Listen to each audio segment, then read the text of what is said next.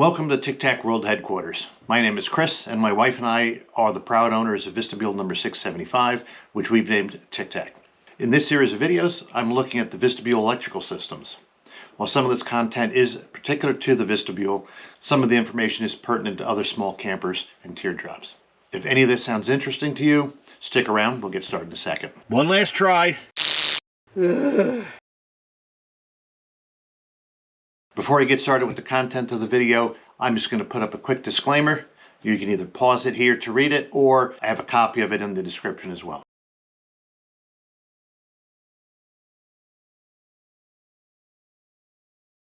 Like with other modern campers, most of Vistabule's components are powered off a 12-volt system, at the heart of which is a 12-volt battery. Vistabule offers two different types of batteries: an AGM, absorbent glass mat, which is a type of lead-acid battery, and a lithium iron phosphate, which I'm just going to refer to as lithium for the rest of this video. Each of those battery types have pros and cons, including cost, how low you can drain it, safe operating temperature range. Because each camper has different needs and wants, I'm going to leave it up to the viewer to do their own research. There are plenty of websites out there that discuss the pros and cons of the two battery types, and picking the right battery goes well beyond the scope of these videos. We personally chose the lithium battery because we knew we were not going to have shore power at every single campsite. We wanted to maximize how long we can go between charges. The battery is located under the mattress, under a panel, towards the headboard. The 12-volt components include your interior, galley, and exterior lights, the max fan, USB and 12-volt sockets, your CO and propane detectors. If you have a fridge installed, that is also powered by the 12 volts. And if you have the heater installed, the controls are also powered by 12 volts. On newer model Vistabules, the auto brake system is also powered by the 12-volt system from the factory. On older models, that was powered by the 12-volt line coming from the tow vehicle. My previous video on the tow vehicle connection goes into a little bit more detail on that. The main power switch for the 12-volt system is located in the galley. It's the black switch located next to the battery monitor. Shutting off that switch shuts off power to all 12-volt systems, including the auto brake, the CO, propane sensors, all the lights, etc. Two quick notes. One, turning off the power switch does not affect the ability to charge the battery either from shore power, installed solar, or external solar panels. And two, even with the battery disconnected or removed, you can still power the 12-volt system either through shore power or solar. You will just need to have that switch turned on. Power from the battery to the various 12-volt components is accomplished down in the electrics compartment in the headboard. Let's head out to the garage and take a look at the compartment and the various components of the 12-volt system. So we're inside the camper looking into the electrics puka, and I'll walk you through the various components back here. First, we'll start with the Victron IP65 battery charger, which is connected to shore power and charges the battery from shore power. We'll have more on that in another video. Back here is the auto brake controller, used to control your brakes if you're so equipped. Here in the back is a 12-volt jack used for the refrigerator, which we do not have installed. I also had Vistabule throw in an extra USB port back here, just because. In the back corner are the wires coming in from the external solar panel jack. Below that is the jack for shore power, which feeds the battery charger. Over here on the right is a battery kill switch that I installed. I may put a video out on that in the future. In the center here is the DIN mounting rail, which provides a mounting location for the various components. To the left is a DC power conditioner, which cleans up any fluctuations to the input power. Next, you have fuses for the various electrical components. You got your 12-volt outlets, your left and right lights, the fan, hatch lights, the refrigerator, again that to the 12-volt jack. And I had Vistabule throw in an extra USB and 12-volt jacks into the bookshelves. The next section is for your 12-volt inputs into the system, including your external solar, your charger, as well as your 12-volt car input. And as you can see, I have that disconnected, as I mentioned in my previous video. There's also a 25 amp fuse for the overall 12-volt system. And as I mentioned in my toolbox video, I do carry spares for each of these fuses in the Smart Glow variety. This next section is just where all the grounds are tied together. This next section is connection points for the signals from the tow vehicle. And as I mentioned in the previous video, I disconnected the 12 volts from the car to avoid issues with the camper or the tow vehicle draining the other's battery. The last section includes the 110 volt AC outlets and we'll cover that more in a future video. And that wraps up an overview of the electrical components in the Puka. Some quick tips. Always carry a couple of each fuse type with you in the camper. You never know when you might blow a fuse. I recommend getting the Smart Glow fuses. It makes troubleshooting a lot easier because the blown fuse will illuminate. Lastly, because of the fuses are rated so low, you're limited to how much power you can draw from the 12-volt sockets. You're limited to about 120 watts, so make sure you look at the power draw on the devices you want to plug in. If the device you want to plug in draws more than 120 watts, you're going to blow those fuses. Trust me, I know. Charging the battery can be accomplished in a couple different ways.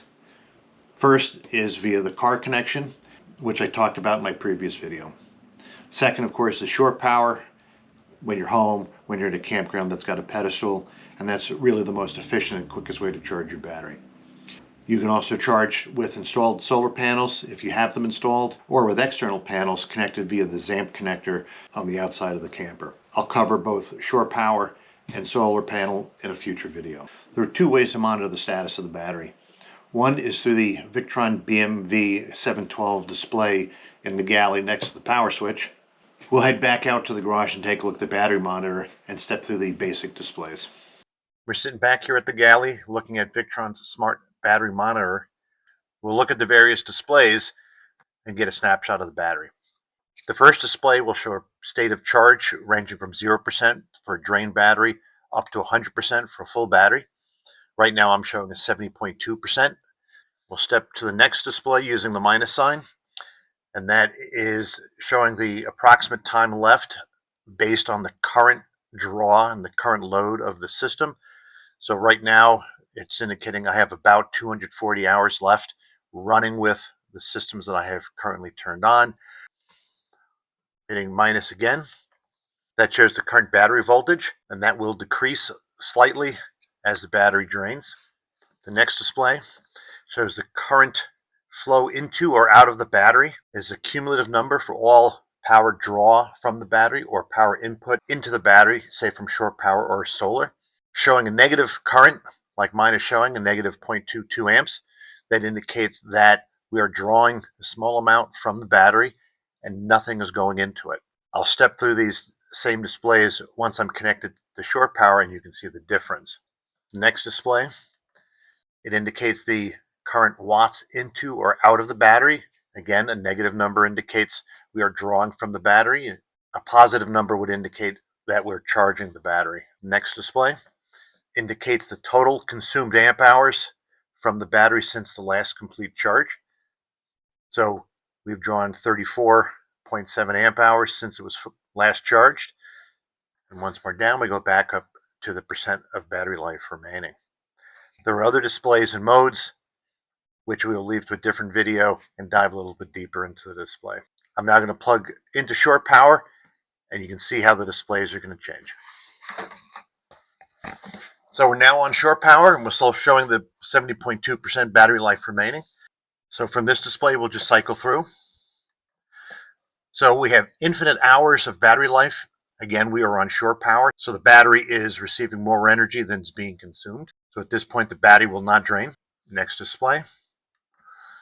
It shows the voltage coming out of the battery.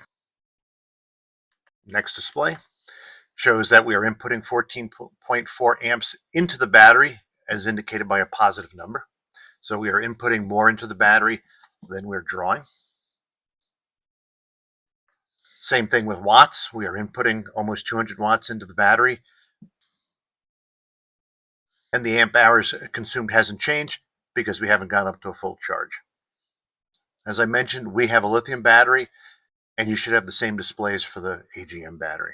An easier way to check your battery status is through the Victron app on your smartphone. Let's call that up. Select the app. Once it's loaded, select the BMV712. Let it connect. And there you have all the information that was available on the display in the galley on one page. You have your current state of charge. I'm showing 97%, outputting 13.5 volts. And because I'm on shore power, I have a positive charge into the battery of 0.11 amps or 1 watt. And since the last full charge, I drew down 3.5 amp hours. I may put out another video in the future that dives a little deeper into the app.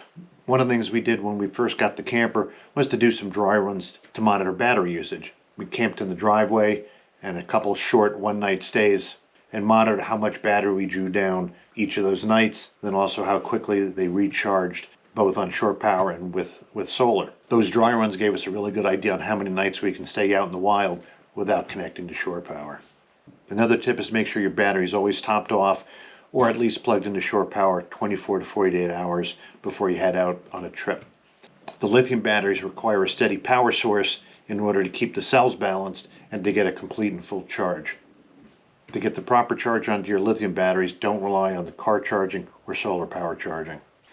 That's it for this video. Future videos will include discussions on the 110 volt system, solar charging, as well as some other topics. If you have any questions or comments or future topic suggestions, leave a note in the comment section below. Until the next video, happy camping.